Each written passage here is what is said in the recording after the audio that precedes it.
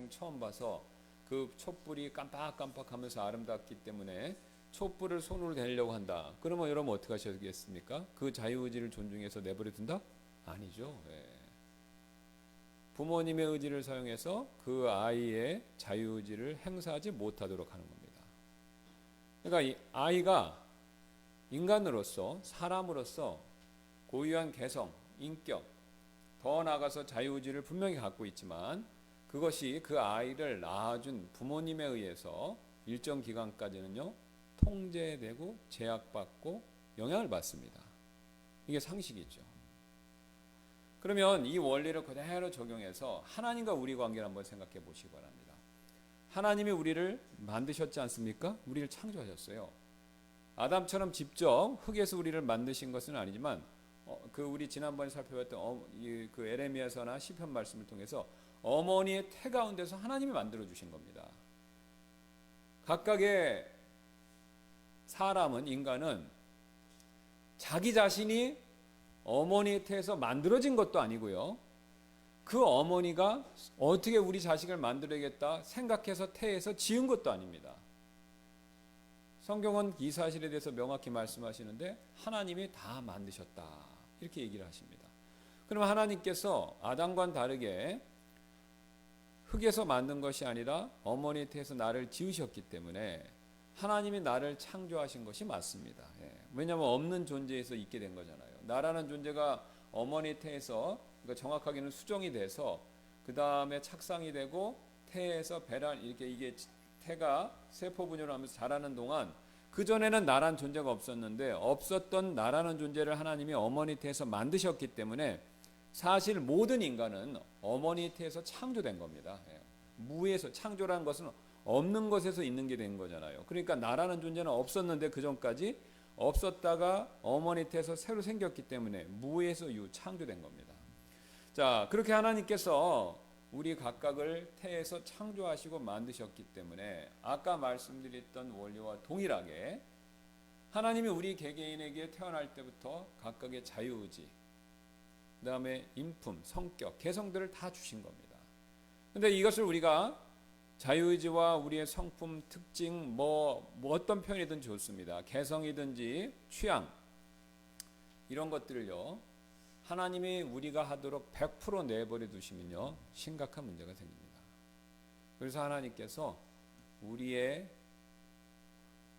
의지 또 우리의 하고자 하는 바 우리의 열망들 이런 것들에 영향을 끼치신다라는 거죠. 자, 그게 우리가 이 사실을 굉장히 잘 이해해야 우리가 사실 하나님께 순종을 잘 할 수가 있습니다. 더 직접적인 예로는 거기 보시면은 그 제가 이제 그 예를 하나 드러났는데요. 여러분 자동차 공장에서 자동차 만드는 것이 혹시 TV나 이런 데서 보신 적 있으시나요?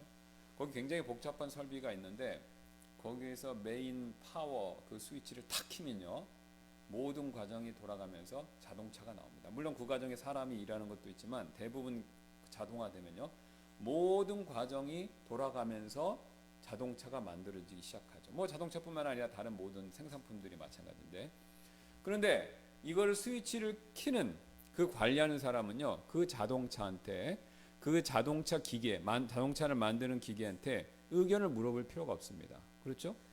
왜냐하면 자동차를 만드는 기계는 의견이 없어요. 생각이 없어요. 의지라는 게 없어요. 그냥 시키는 대로 하는 것뿐입니다. 자, 근데 최근에 만들어진 AI 인공지능 컴퓨터 생각해 보세요.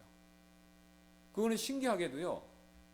여기다 내가 뭐 명령을 내서 딱 AI로 해서 딱 치면요. 자기 의견을 얘기합니다. 물론 그게 스스로 만들어낸 게 아니고 이제 이 AI라는 것이 아시는 것처럼 방대한 데이터를 해서 그 사람이 말하는 것에 타당한 정보라든가 의견들을 제출하는 거죠. 물론 자기 의견은 아닙니다만 어쨌든 그것을 컴퓨터가 그거를 조사를 해서 그 짧은 시간에 데이터베이스를 근거해서 의견을 제시하는 거예요. 자, 그러면 우리가 AI를 이용하는 그 컴퓨터 프로그램을 사용하면요. 내가 자동차 기계에서 사용했던 것과 다른 방법을 그걸 사용하잖아요. 그죠? 그 AI가 얘기하는 것을 내가 어느 정도 수령하는 거예요. 뭐 이렇게 하시는 게 좋습니다. 저렇게 하는 게 좋습니다. 그러면 내가 A를 선택하면 그 AI가 또 어떻게 합니까? 또 다시 A라 B를 또 얘기하고 또 선택하고 또 선택하고 이런 과정을 겪잖아요. 그럼 왜 AI하고 자동차를 대할 때 우리가 그 사용하는 방법이 차이가 있습니까? 자동차를 만드는 기계는요, 의지라는 게 없습니다. 글자 그대로 기계적으로 사용하죠. AI는요, 스스로의 의지는 아니지만 사람이 만들어낸 의지지만 데이터를 바탕으로 한 의지라는 걸 갖고 있어요. 어느 정도. 근데 그것에 인간이 반응하면서 쓸 수밖에 없다 이거죠. 하나님도 마찬가지입니다. 이 세상 만물은요, 두 가지 종류가 존재합니다. 우리가 쉽게 얘기하는 인격적인 존재와 인격적이지 않은 존재. 인격적이지 않은 존재라는 건 뭐냐면요, 자연 만물 같은 걸 말하는 거죠. 심지어는 동물 같은 것들도 포함이 될 수가 있습니다. 이런 자연 만물들은요, 100% 하나님 마음대로 돼요.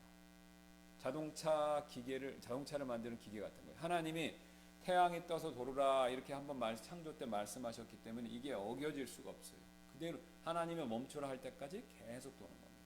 그러니까 해는 무슨 일이 있어도 아침에 뜨게 돼 있어요. 우주는 하나님이 없어져라 할 때까지 계속 존재하는 겁니다.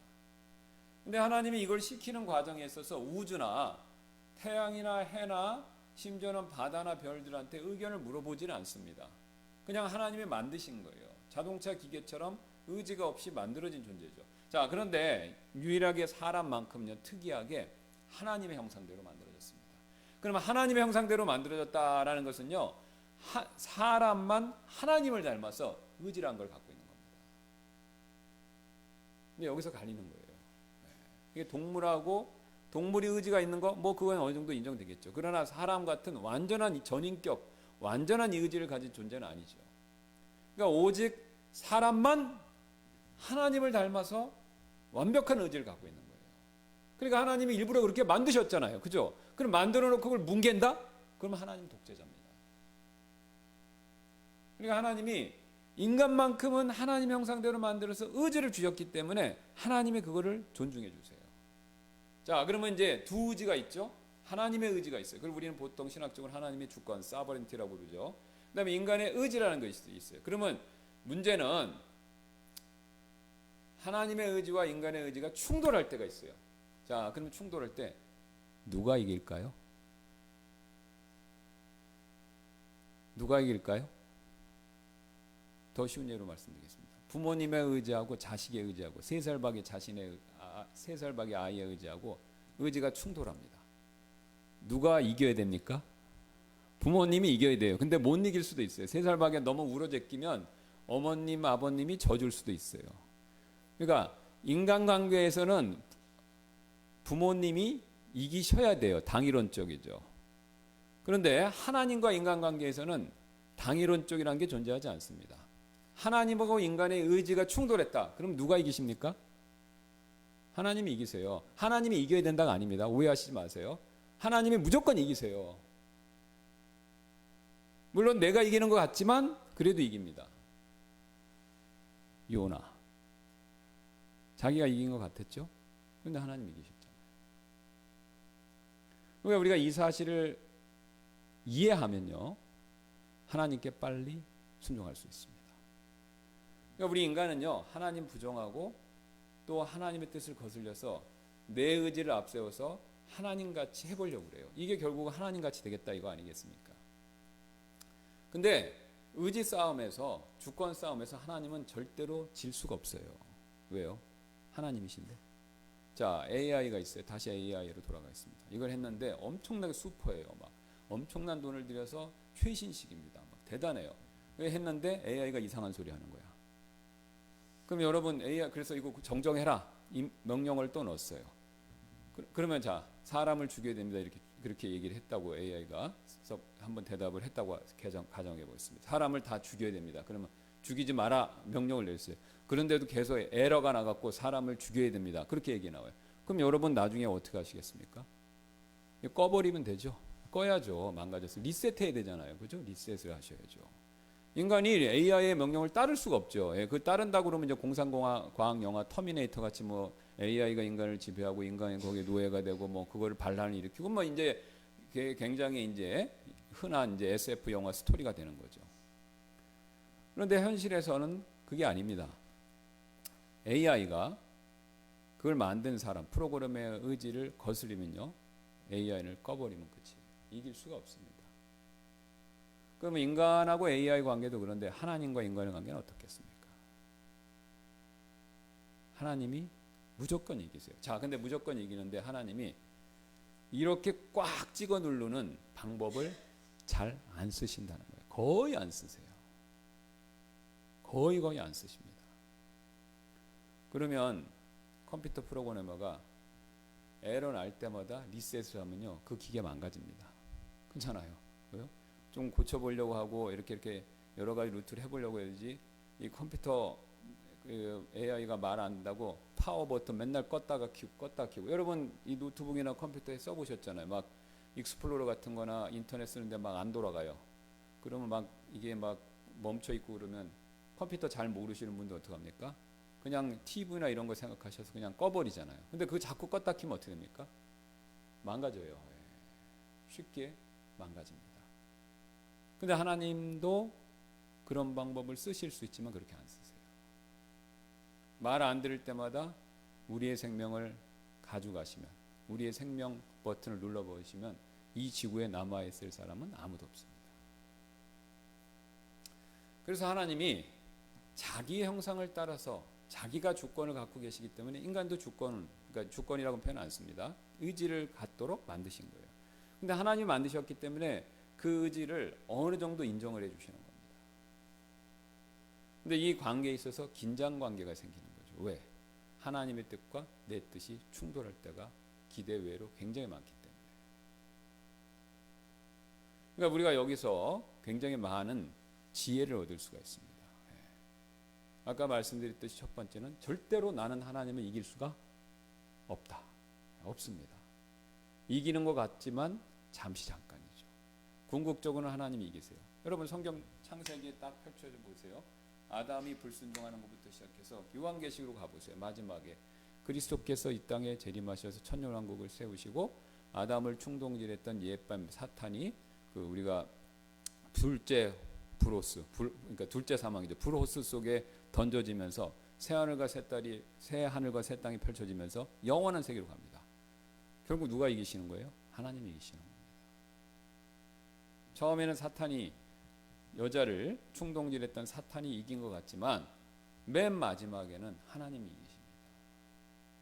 이거는 정해진 거예요. 하나님이 이거를 완수해내지 못하시면 하나님이 아니에요. 그러니까 하나님은 자신의 명운, 자신의 이름, 자신의 영광을 걸고 이것을 반드시 이루십니다. 왜요? 이게 실패가 있으면 하나님이 아니잖아요. 그러니까 하나님 편에서는 절대로 양보할 수 없는 거예요. 그러니까 하나님이 모든 걸 걸고 자신의 뜻과 계획을 펼치시기 때문에 여기서 우리는 승산이 없습니다. 그러니까 우리가 이걸 알면요, 빨리 돌아오고 순종하는 게 지혜죠. 왜냐면 요나가 생각해 보세요.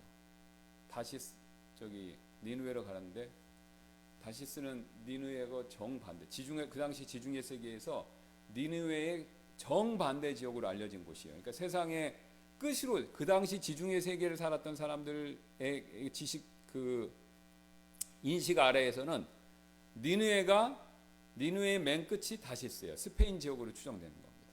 그러니까 스페인 아시잖아요. 이 지중해 지브랄타르 끝에 있는 지역이니까 그걸로 가는 거예요. 니느웨에서 정반대로 가는 겁니다. 끝으로 가겠다는 거예요. 근데 우여곡절을 겪어서 결국은 그 해변에다가 요나가 출발했던 지역의 해변가에 토해냈잖아요. 그죠? 네. 근데 요나가 고집 부려서 다시 쓰러 가는 배를 탔으면 어떻게 될까요? 또 물고기 뱃속 아니면 다른 방법을 통해서 또 그대로 그 해변가에 돌아오게 될 겁니다. 또 돌아가면요. 그래도 나는 3-4번은 해야 돼. 그래서 내가 또 하나님을 내가 이길 수가 있어 라고 어리석게 생각하고 또 육지로 가든지 뭐 이제는 배로 안 갈 거야. 그래서 육지로 이렇게 돌아가서 간다 그러면요. 뭐 요셉처럼 노예가 되든지 어떻게 해서 또 이렇게 오겠죠. 그러니까 한 번만 해서 요나는 다행인 거죠. 근데 어리석게 2번, 3번 해도 똑같습니다. 결론. 여기 와야 돼요. 왜요? 니느웨에 복음 전할 사람으로 요나가 택함 받았고 택함 받은 요나를 통해서 니느웨 사람을 회개시키시기로 하나님이 정하셨기 때문에 그렇습니다.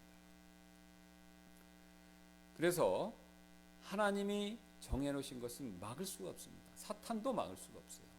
사탄은 좀 우리보다 강하니까 더 오래 버티는 거죠. 그러니까 이제 사탄은 영적인 존재니까 우리야 100살, 120 살면 끝이지만 사탄은 죽는 존재는 아니지 않습니까? 물론 우리의 영혼도 죽진 않지만요.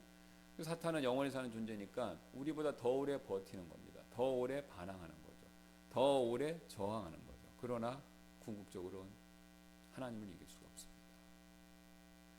그래서 우리가 이 사실을 인식하면 하나님께 순종하는 게 지혜로운 거다. 순종하는 게 지혜로운 거다.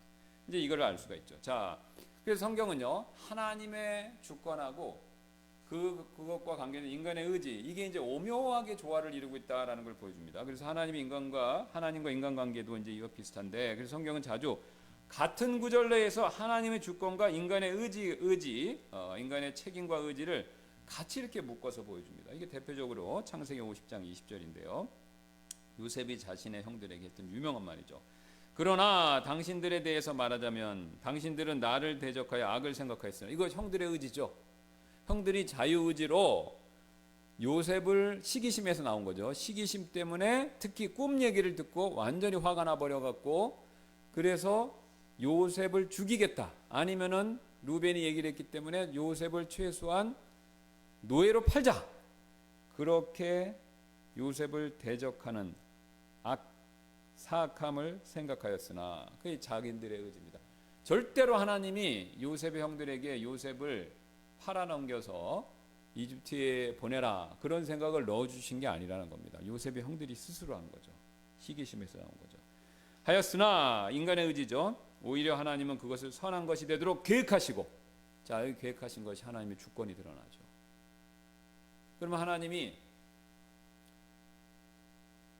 많은 사람들, 이스라엘 백성도 살리고, 그 다음에 이집트 사람들 살리고, 그 주변에 있는 가나안 사람들을 살리기 위해서, 기근으로부터 살리기 위해서 하나님이 정하신 방법이 뭡니까? 요셉이 총리가 돼서 그것을 진두지휘하는 겁니다. 그러니까 흉년, 기근 대비책을 세울 사람으로 요셉을 정한 겁니다.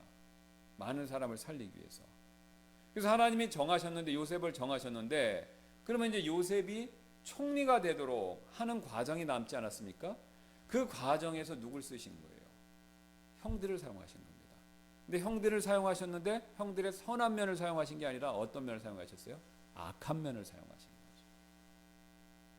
형들이 막 박수 쳐서 그 꿈 맞습니다, 아멘 할렐루야 하고, 우리가 요즘 정치인들 국회의원 선거하는 것처럼 요셉 해갖고 빨간 여기 티셔츠 입고 요셉을 총리로 막 이렇게 한 게 아니잖아요. 그죠? 예. 파라오한테 막 편지 보내고 막 그렇게 한 게 아니지 않습니까? 반대로 했어요. 오히려 요셉을 죽이려 한 거죠. 그러니까 하나님이 선한 목적을 이루시기 위해서, 자신이 주권적으로 정해놓으신 모든 사람을 살리는 일을 계획하시기 위해서 정반대로요, 요셉을 죽이려는 형들의 그런 악한 생각을 사용하셨다는 거죠. 정반대지 않습니까? 많은 사람을 살리는, 여기는 요셉을 죽이는, 그러니까 살리는데 죽이는 생각을 사용하신 거예요. 그러니까 하나님이 악도 사용하신다라는 것을 보여주죠. 그러면 하나님이 악을 일부러 조장하시거나, 또 악을 잘했다고 칭찬하시거나, 또 악을 하나님께서 그렇다고 해서 그것이 좋은 것이다라고 인정하신 게 아닙니다. 그럼에도 불구하고 악은 이 세상에 존재하기 때문에 하나님이 그 악을 이용하시는 거예요. 이용하시는 거죠. 마치 우리가 독극물이라고 규정하는 것들을 이용하듯이, 예를 들어서 진통제 생각하시면 굉장히 쉽죠. 몰핀, 마약이죠. 그건 인간의 정신세계를 황폐하게 만듭니다. 그건 좋은 게 아닙니다. 그런데도 어떻죠? 그게 진통제로서 그러니까 진통제로서 우리가 사용하지 않습니까? 그래서 이와 동일한 방법으로 하나님이 악을, 많은 사람을 살리게 하는 선을 위해서 악을 선을 이루기 위해서 사용하신다, 이걸 보여주죠. 자, 그래서 지금 이 말씀은 요셉의 형들의 악한 의도, 나를 대적하여 악을 생각하였으나 이것을 꾸짖지만, 요셉이 이제 꾸짖는 거지 않습니까? 형들 그거 잘한 게 아니다. 또 오해하시면 안 됩니다. 내가 악한 게 이게 사용됐으니까 내 악이 선이다. 이렇게 생각하면 안 되죠. 네. 그 바울이 로마서에서 말한 것처럼 우리가 은혜가 풍성한 곳, 그러니까 죄가 풍성한 곳에 은혜가 풍성하니까 어리석은 사람이 뭐라고요? 죄 더 짓자. 이렇게 얘기하는 거랑 똑같은 거죠. 예. 부모님이 나를 용서해 주시니까 그 용서를 깨달으니까 내가 더 죄를 지어서 부모님 용서를 더 많이 깨닫자. 이거 바보죠. 예. 그러니까 그런 바보 같은 생각을 가지시면 안 되고, 자, 의도나 또한 요셉이 이집트에서 총리의 직무를 수행하게 하신 하나님의 선한 의도, 많은 사람을 살리게 하시는 것이죠.에 대해서 지금 이렇게 언급하고 있는 것이죠. 또 이런 예가 무수히 많습니다. 앞에서 살펴봤듯이 아시리아 예죠. 자, 내용은 우리가 아시니까 읽지는 않겠습니다. 이스라엘 백성들이 하나님 앞에 범죄했어요. 많은 죄를 졌지만 그 중에 제일 큰 죄가 뭐냐면 우상 숭배입니다. 여러분 이제 구약을 보시면요, 하나님이 여러 가지 죄를 싫어하시지만 그 중에 제일 싫어하는 게 우상 숭배예요. 이거는 굉장히 심각합니다. 하나님 입장에서. 그 왜 하나님이 살인도 싫어하시고 간음도 싫어하시고 다른 죄도 다 싫어하시는데 왜 우상 숭배에만 굉장히 민감하게 반응하시냐? 이유가 있죠. 하나님을 제일 욕되게 하는 겁니다. 제일 욕되게 하는 거예요. 그러니까 그걸 하나님이 우리에게 아주 각인시켜 주시기 위해서 꼭 간음죄에 비유하세요. 그러니까 우상 숭배의 죄를 부부간의 간음죄로 비유하는 거예요. 왜? 간음죄로 비유하면 마음에 우리가 확 와닿으니까. 결혼했는데 보세요. 아내가 배신을 해요. 남편 어떻게 됩니까? 속된 말하면 눈이 확 돌아가죠. 아내가 있는데 남편이 간음을 해요. 바람을 펴요. 아내분 어떻게 됩니까? 눈이 확 돌아가는 거죠. 심한 경우는 너무 화가 나서 어땠습니까? 살인을 저지르는 적이 있어요. 상해나 살인을 저지르는 경우도 있어요. 이거와 마찬가지로 하나님도 우리가 우상 숭배를 할 때 굉장히 극도로 분노하신다는 거예요. 그러니까 이스라엘 백성들이 우상 숭배를 하는 가나안 족속들이 둘러싸여서 살았기 때문에 영향을 지속적으로 받는 겁니다. 계속해서. 자, 보세요. 여기 가나안 블레셋 친구예요. 그걸 만나서 얘기 좀 하겠죠. 일상적으로. 뭐 농사일도 하고 뭐 일도 하고. 그런데 올해 소출이 좀 안 좋았어. 좋았어? 그러면 별로 안 좋아. 그러니까 블레셋 이웃 사람은 포도를 했는데 소출이 좋은 거예요. 나는 옆에 이제 인근에 살고 있으니까 뭐 전시가 아닌 평화롭게 살았으니까요. 서로. 포도나무가 있는데 올리브가 있는데 이스라엘 사람은 소출이 별로 안 좋아요. 근데 블레셋 사람은 옆에 사는데 소출이 좋은 거예요.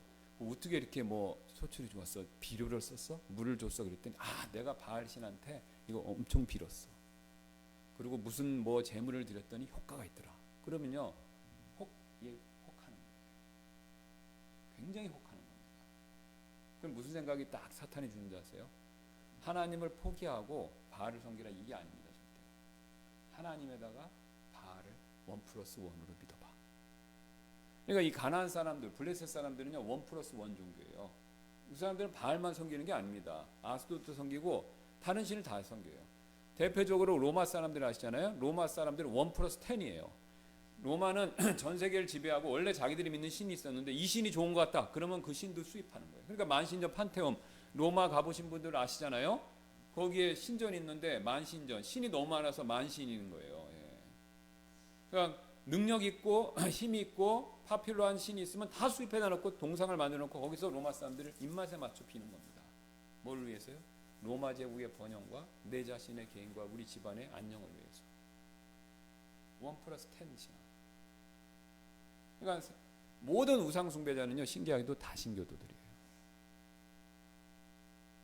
그래서 블레셋 사람들, 가나안 사람들의 영향을 받으면요, 나도 하나님만 섬길 게 아니라 플러스 알파로 바알도 좀 섬겨볼까, 이제 이런 생각을 갖는 거죠. 그래서 우리로 치면 주일에는 주일 예배 열심히 드리고 주중에는 여기 윗집 같은 데 가서 전 보는 거예요. 근데 실제로 이런 거 하는 기독교인들도 있잖아요. 그렇죠? 믿음이 약한 분들은 그렇게 하는 겁니다. 자, 그런 일을 볼 때 하나님은 굉장히 진노하십니다. 그러니까 이스라엘이, 북왕국 이스라엘과 남왕국 유다가 멸망한 게 뭐냐면 다 우상 숭배하고 관계있어요. 그게 첫 번째 이유입니다. 첫 번째. 그런데 이 우상 숭배의 죄는 우리하고도 관계가 있죠. 우리는 지금 이 말씀드리면 나는 바알, 아스돗 뭐 이런 거 안 섬기니까 괜찮다. 아니죠. 신약 성경 어떻습니까? 우상 숭배의 범위를 눈에 보이는 형상에서 멈추는 게 아니라 우리 마음에 있는 욕심, 탐심까지도 확대하지 않습니까? 이게 결국은 뭐냐? 가나안 사람들이나 우리랑 똑같습니다. 가나안 사람들은 잘 먹고 잘 살겠다는, 소출이 좋으면 좋겠다라는 그런 욕심 때문에 우상을 섬긴 거예요. 그러니까 우리도 똑같은 거예요. 우리도 뭔가 내가 원하는 걸 얻고 싶기 때문에 하나님이 아닌 다른 것들을 섬기는 거죠. 근데 이게 여러분 잘 넘어갑니다. 왜 그런 줄 아세요?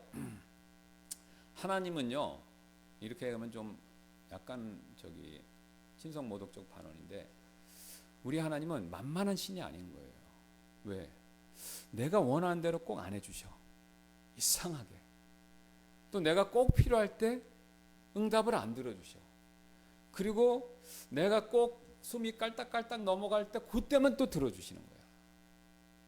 그러니까 내가 원하는 때 내가 원하는 만큼, 그 다음에 내가 원하는 바를 100% 꼭 안 들어주시는 거예요. 그렇다고 해서 전혀 안 들어주시냐? 그것도 아닙니다. 들어주시긴 들어주세요. 근데 내가 원하는 때가 아니라 하나님이 원하는 때입니다. 하나님이 원하는 때. 그럼 왜 하나님이 원하는 때 하시냐? 가르치시는 겁니다. 뭐를요? 내 뜻대로 사는 게 아니라 하나님의 뜻대로 살아야 된다. 이걸 가르치시는 거예요. 그런데 우상을 섬기면 편리합니다. 왜 그런지 아십니까? 우상하고 하나님의 뜻 차이는요, 우상은 항상 내가 원하는 때, 내가 원하는 만큼, 내가 원하는 정도를 들어주신다라는 걸 전제로 깔고 있습니다. 여기 가보세요. 항상 나한테 맞춰요. 그죠? 항상 나한테 맞춰요. 그게 안 되면 어떡하냐? 좀 더 돈을 쓰시면 됩니다. 이렇게 얘기했고, 그죠? 굿이 효과가 없으면 더 큰 굿을 하세요. 이렇게 되는 거죠. 이처럼 하나님께서 모든 걸 정하시고 우리는 그 하나님의 정하신 주권 밑에 있는 겁니다.